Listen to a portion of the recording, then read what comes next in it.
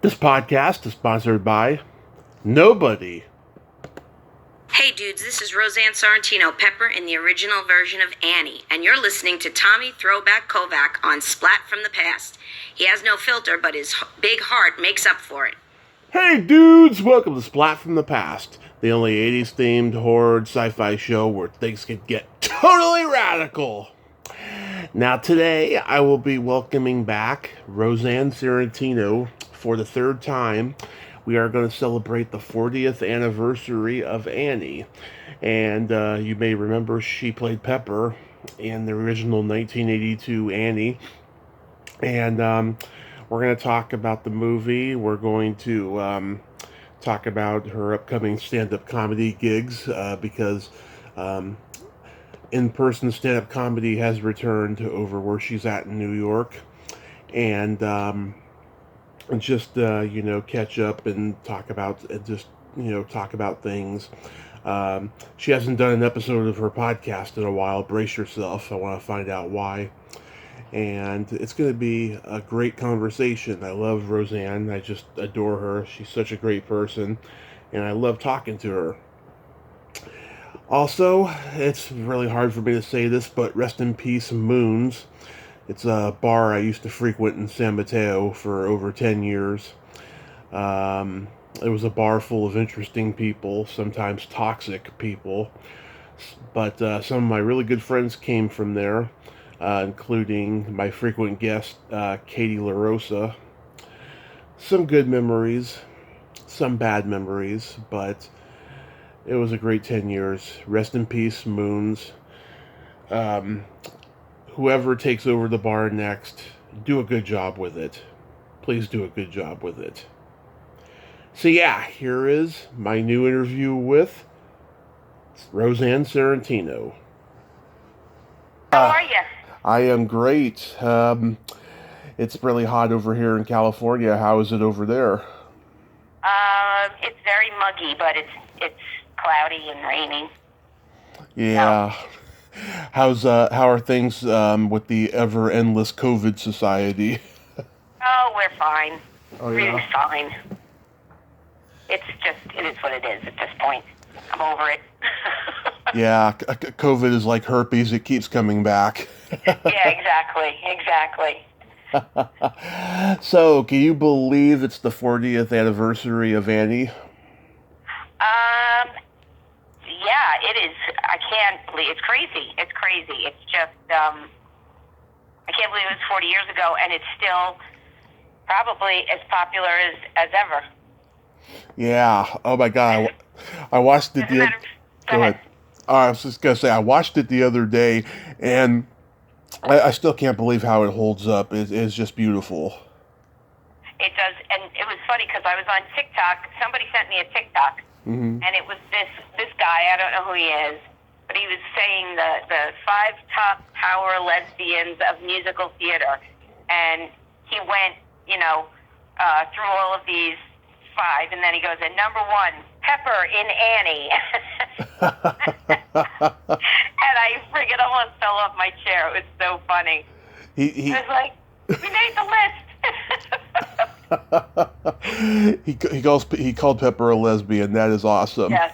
So, but so that was funny. It was like a funny little thing, but yeah, the movie is still. I have a lot of stuff coming up with it, and a couple of conventions, and I'm going to be with Aileen and with Tony Ann, and so that's pretty exciting.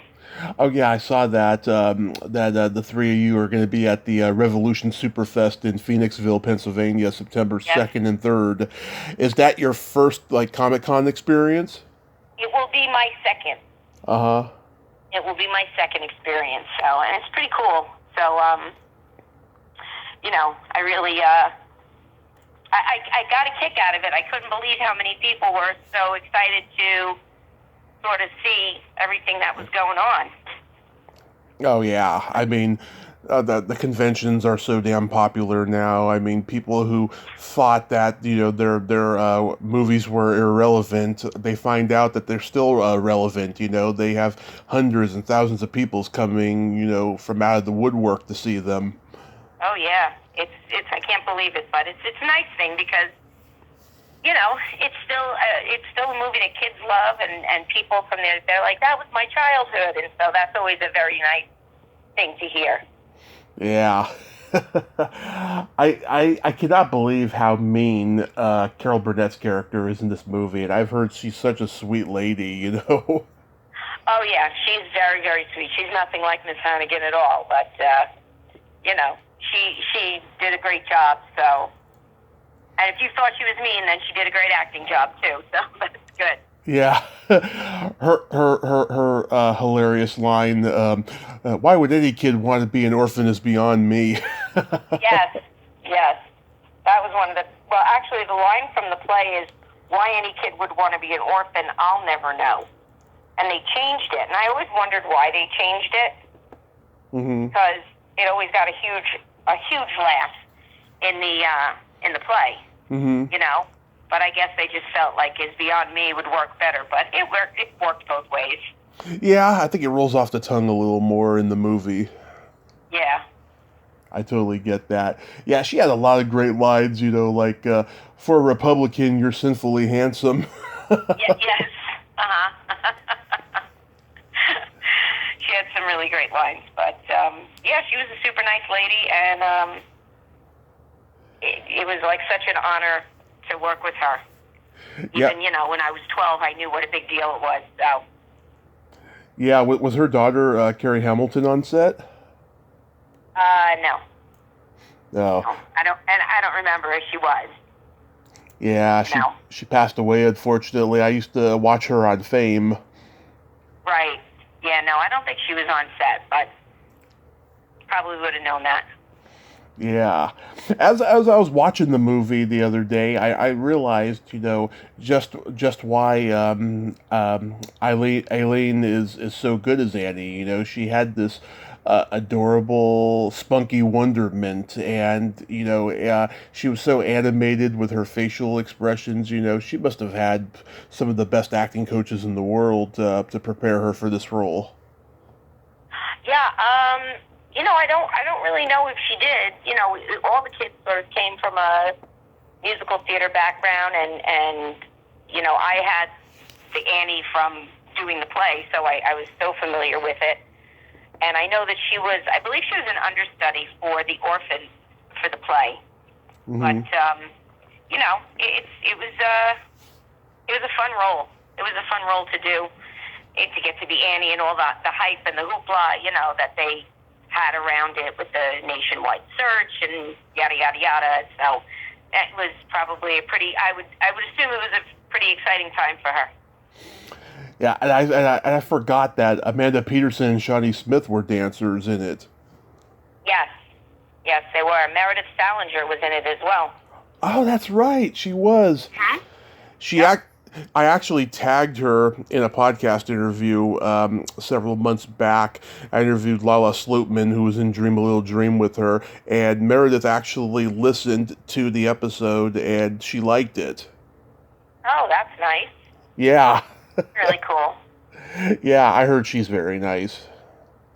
Yeah, I mean, and of course, this is going back years. I haven't seen, other than Tony Ann and Aileen, I saw her a while ago, but other than Tony Ann, I really haven't seen anybody since then. You know, I probably see my Annie peeps from the play and keep in touch with more of them than I do from the movie.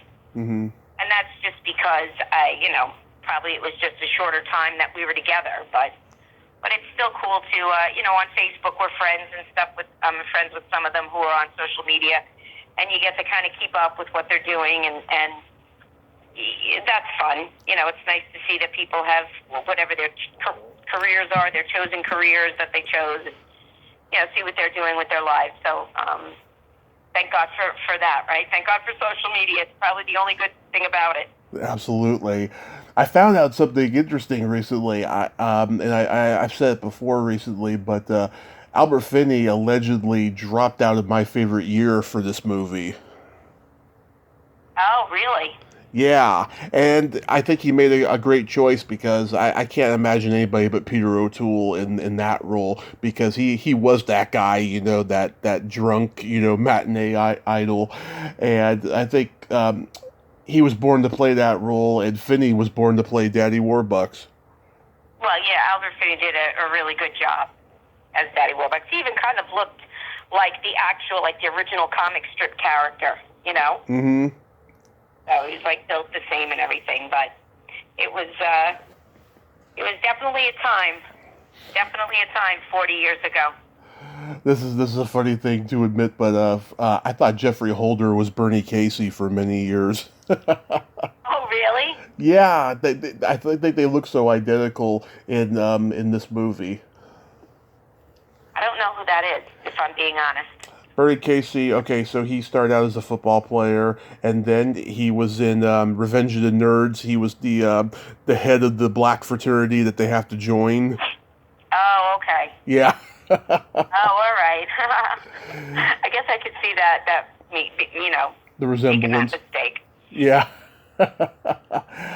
I was curious, how many Sandys were there? Was there only one dog on set? No, I believe there were two dogs. Okay, there were two dogs, and I think each dog had a different, there might have been three, but I know that each dog had a different skill set. Nice. So, but they all looked alike. Nice. For the most part, yeah. Nice.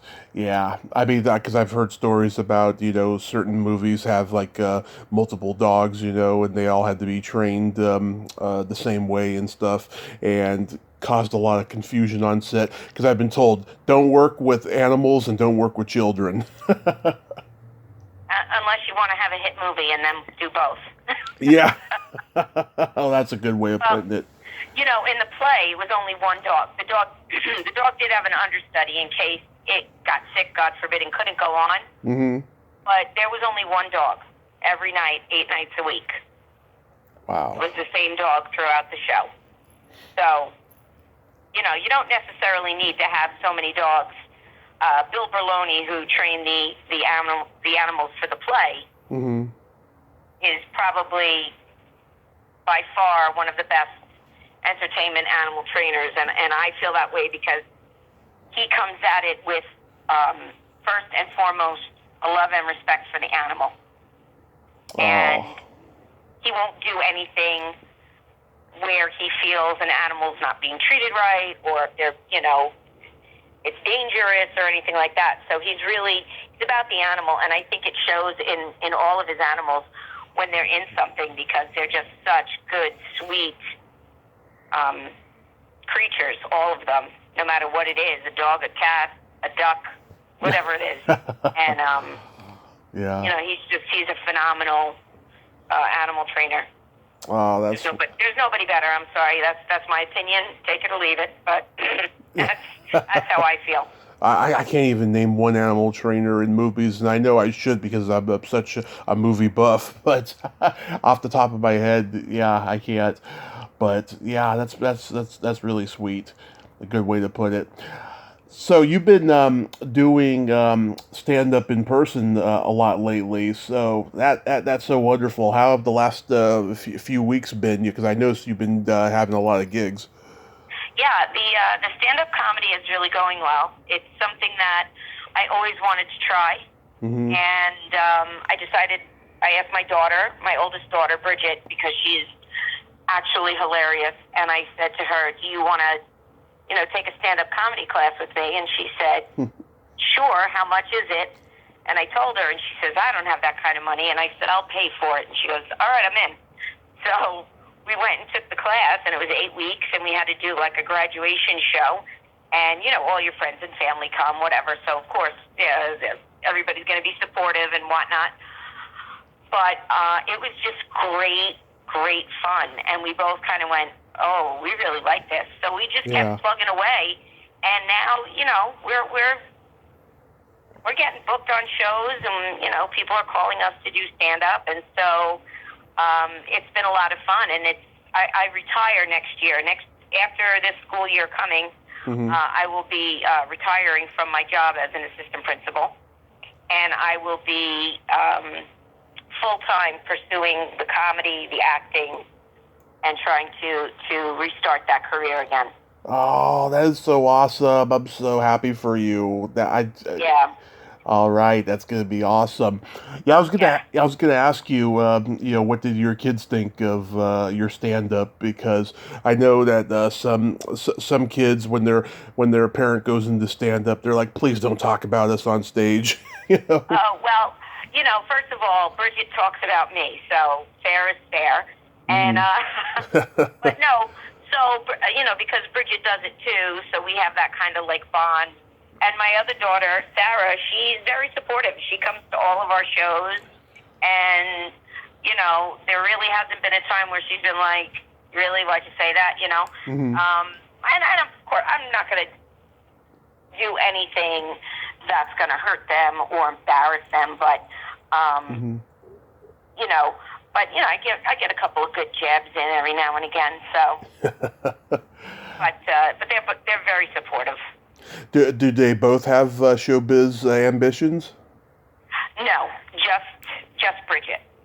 Nice. My youngest, Sarah, she's a teacher, and Bridget's an occupational therapist. I mean, she's got a great career, but, she would probably leave it all to go do, Saturday Night Live or something like that.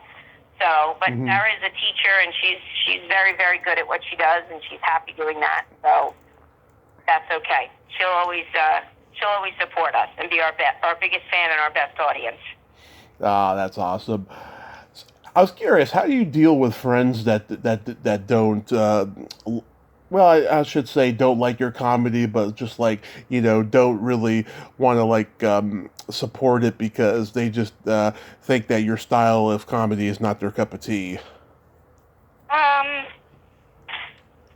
I mean, to each his own, obviously. It's fine with me. If it's not your style, then by all means, don't come to a show. I wouldn't want you to come and pay money and not enjoy yourself. But my style isn't anything outrageous or crazy or over the top. I'm a mom. I talk about being a mom. I talk about being over 50. I talk about trying to date when you're over 50 and all the things that come with it. And so, it's relatable content that I think I've experienced, that it's relatable to, all ages, even if you haven't gone through menopause. If you've got a mother who has, then you can relate to, her being a psycho or or the house being 12 degrees because she's having a hot flash. So I think my stuff is pretty relatable, and so it really has a wider audience. Yeah, I mean, it's something I've never been able to grasp myself, for when I did stand up or for this podcast. Like, I've been posting a lot lately that, for all my friends, back in the Bay Area who think that my podcast is only horror and sci-fi, I've been diversifying it a lot since 2018. I started it in 2017, and that they should go take a listen because I explore all the genres of film and television, and I talk to rock musicians and so forth, and it's really hard sometimes for, I guess, for the person to separate the fact that they know the person and then they're doing something that's not their cup of tea. It's very it's a very interesting counterbalance there. Well, everybody has an opinion. Some people do not hesitate to give it to you, but I believe you just have to kind of stay true to who you are and what you believe in. And if you're enjoying it,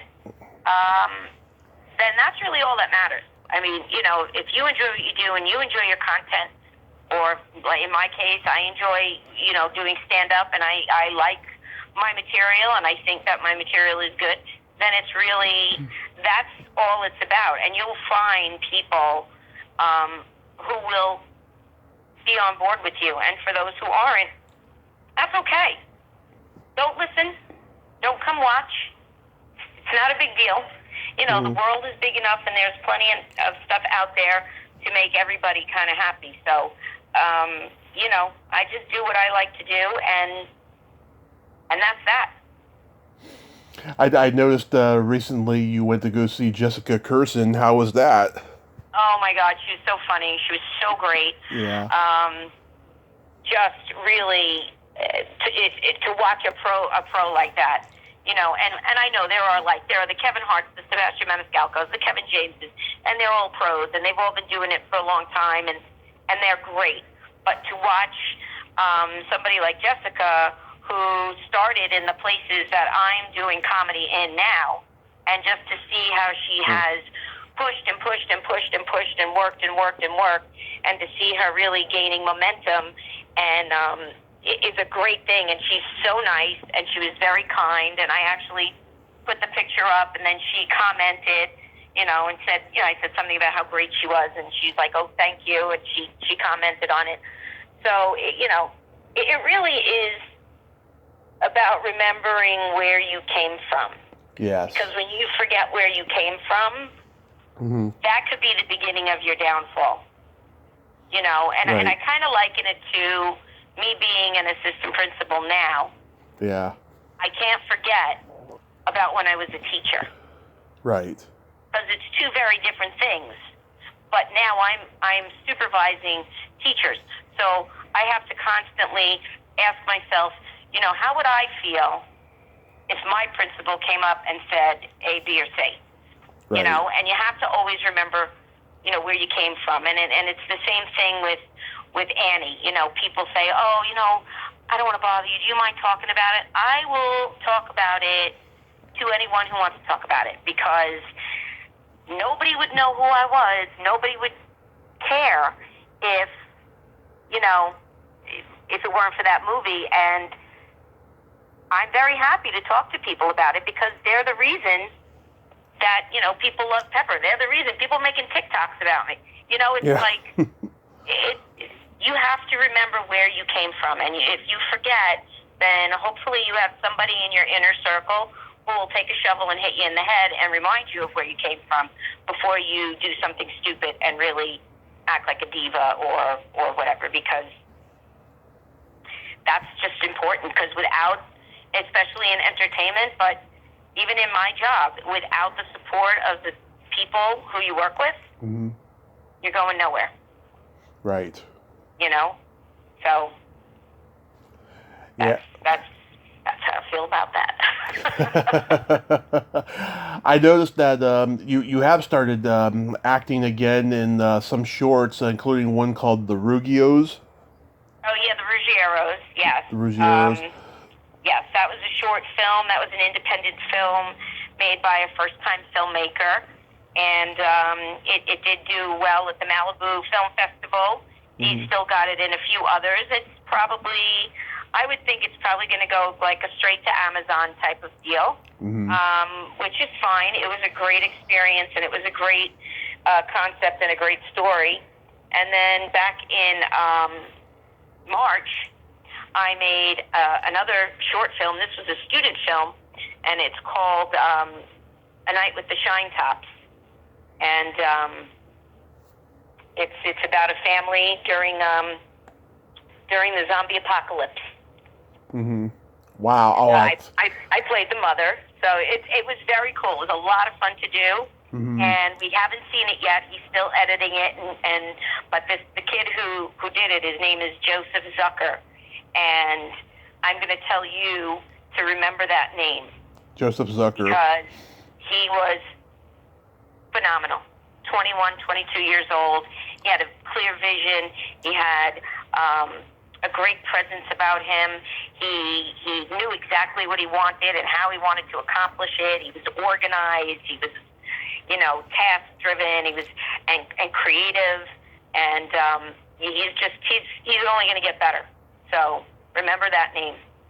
I love it. I love zombies, so I'm definitely going to check it out when it's out there. Definitely. That is so cool. I noticed you haven't done a brand new episode of Brace Yourself in a while. What's up with that? So Brace Yourself is kind of in a little bit of transition right now. My co-host, Chris Grando, Mm-hmm. He does have a very big and important day job that keeps him very, very busy, and it is lucky for him, his business is expanding, and so he hasn't really been available, and I think that, you know, he hasn't said it yet, but I don't think he really has the time anymore. So what I want to do is I want to sort of plan a farewell, a farewell to Chris show, and, you know, kind of like a look back at all of our episodes and some of the great moments, and then I'm speaking with someone about possibly becoming a new co-host. So I plan on bringing it back because I love it and I want to do it. Mm-hmm.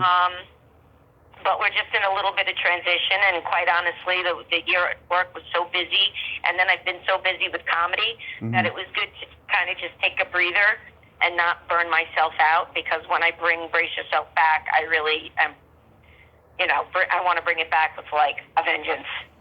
Awesome. Yeah, I hope you get Ralph Macchio and Britney Spears like you mentioned last time. I can keep trying. Yeah, I mean, look at, you know, all the amazing people I've gotten, you know. I mean, a lot of people that, you know, I tried for years and years and eventually I got them, you know. I mean, it is possible. Just keep trying. Yep, that's all. That's all you can do. Yeah, I mean, I just celebrated, you know, my 5th anniversary. Congratulations. Yeah, I had all these frequent guests of mine that I love just come and have a short conversation with me, and I edited 3 videos of them and stuff, because a lot of them lasted, you know, 15, 20 minutes or so, and it was a blast. And I'm going to ask you something that I asked everybody, and it, you know, this is the 3rd time that you've been on. What is it about me that keeps you coming back? You know what it is? You're a nice guy, and you have a real love for what you do, and you take it serious. You don't. And I just, you know, I think it's a cool thing that you keep calling me. To be honest with you, I mean, I didn't think, you know, we did it once and it was great, and then you called again. I was like, oh, that's nice, you know. Yeah. So, but I think it's because I know that where you're coming from with it is you have a passion, and I also like to support people and their passion, and you know, if by me coming back when you ask means, you know, it's a good thing for you and it's good for your show, or it's just good for you personally, whatever it is, and I'm always happy to do it. It's all of the above for me, you know, and I think that, you know, the stand-up comedian part of me just, you know, just really enjoys talking to you, because you're in the game now as well, and you know how tough it is, but also know how rewarding it can be to do stand-up comedy. You know, I just love how, you know, you're so kind and empathetic, you're not judgmental, and you're not easily offended, and I have no filter, so that works out very well. True to all of those things, but thank you. That's very nice of you to say. Of course. I was curious, have you ever thought about writing a memoir? I have. Actually, that's pretty funny that you say that, because, you know, my mother is, as you know from Judy's Gems, she can be blunt as a hammer, and she doesn't mince words. And sometimes she says things that she doesn't intend for them to be insulting, but they just are. And I once said to her, you know, hey, Mom, I'm thinking of writing my memoirs as a childhood actress. And she said, oh, Rosanne, nobody cares about your life. But I'm not going to be deterred by her, you know. But listen, when I retire, I'm going to have a lot more time, and I was already on the car ride home today, because I'm still working in summer school, and I was thinking on the car ride home, you know, when I retire, I'm gonna spend my day. I'm gonna have a schedule, you know. I'm gonna get up and I'm gonna go either to the gym, or I'm gonna do yoga, and then I'm gonna write, and then I'm going to take voice lessons again, get my voice back in shape, and I'm gonna do, you know, open mics, and so I have a lot of plans, and I'm kind of like not wanting to rush this last year, but kind of wanting to rush this last year, because I wanna get going. I feel like I'm at a red light, and I'm in a long, long line of cars, you know? Yeah. And you see the red light, and it's such a quick light that it takes you forever to get to that red light, you know? But Yep. once you hit the red light and it turns green, you're off and running. So for me right now, this next year is like a really super quick red light that I'm in a huge line of cars, and I'm just waiting to go. Yeah, it's getting to the point now where everyone's writing a memoir, and I've even I've gotten to the point now because I've been working on mine for on and off a year now, and I'm asking people, you know, have you ever thought about writing a memoir because you got such a great story? And they're like, oh, it's not going to sell, no one's going to buy it. And it's like, you don't really need to write the memoir to sell it. You just need to get your story out there to inspire people is what you need to do. Right. So that's definitely on the list of things that I want to do, and I could probably be more organized about it and start jotting down notes and things now. And I always say to my mom, and I have to do this, I said, I want to sit down, I want to ask you questions and record you, because when I was on tour and when I was doing the movie, I was a kid. So I remember the highlights, but she remembers the details. And I want to get all of those details and have them, because, you know, I don't remember all that.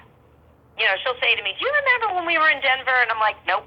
I mean, I remember being in Denver, but I don't remember that particular incident, you know? So I remember going to Florida and going to Disney. I remember going to New Orleans, Yeah. but I don't remember the details like she does. Yeah.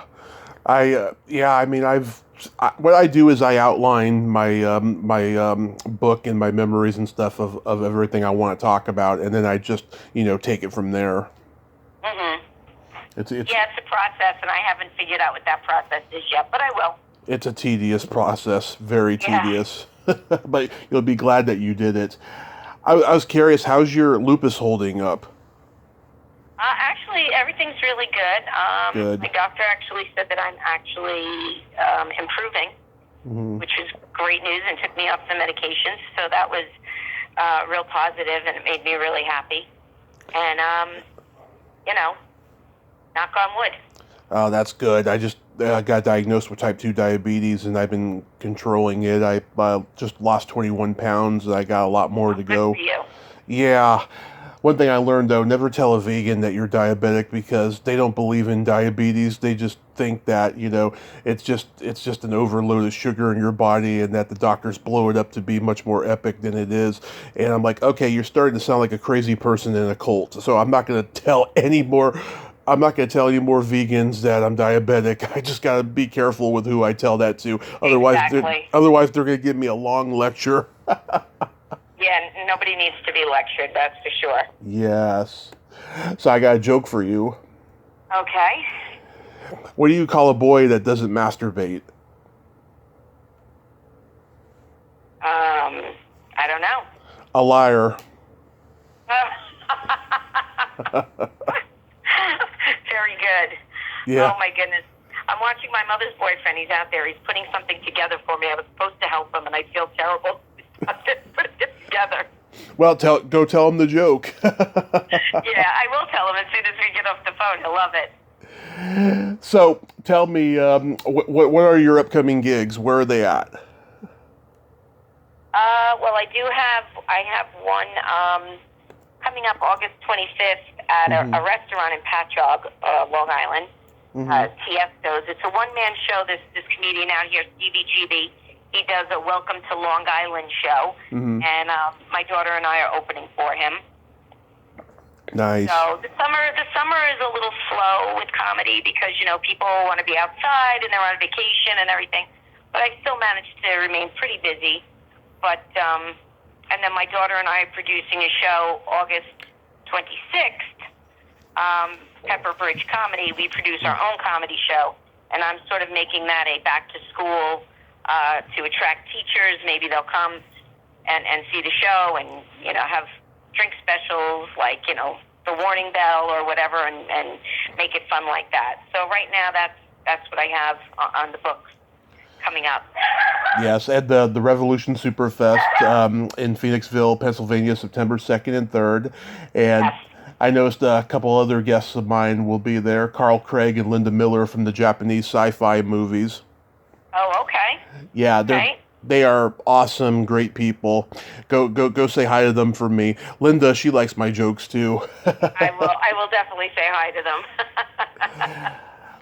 Roseanne, thank you for always being supportive and so awesome. And I hope we finally get to meet in person someday. My pleasure, Tommy. Thank you so much, and I'm sure that we will. Someday, we will. Yes, we'll talk again, and just be safe out there and have a great rest of your summer. You too. Thanks so much. Thank you. Bye-bye. Bye. Well, there you have it. Rosanne Sorrentino. Ain't she a sweetheart? Oh, God, she always is. And I love talking to her, and she's such a great person. Pepper is a nice person, everybody. Go support her stand-up comedy if you're in the New York area, and go see her in Pennsylvania in September. Well, until next time, this is Tommy Throwback Kovac saying there's no shame in living in the past, because the present sucks. Later, dudes. It's a hard knock life.